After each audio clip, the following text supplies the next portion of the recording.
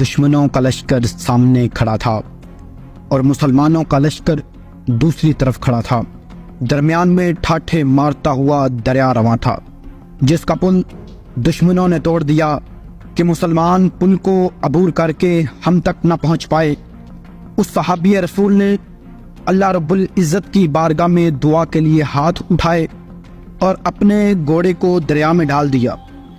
دیکھتے ہی دیکھتے مسلمانوں کے پورے لشکر نے اپنے گھوڑے دریا میں دوڑانا شروع کر دیے۔ وہ صحابی رسول اپنے لشکر کے ساتھ اللہ اکبر کی صدائیں بلند کرتا ہوا دریا عبور کر کے دشمن تک جا پہنچا۔ دریا عبور کرنے کے بعد اس صحابی رسول نے اپنے لشکر کو مخاطب کرتے ہوئے کہا، دریا عبور کرتے وقت کسی شخص کی کوئی چیز یا سامان دریا میں تو نہیں رہ گیا؟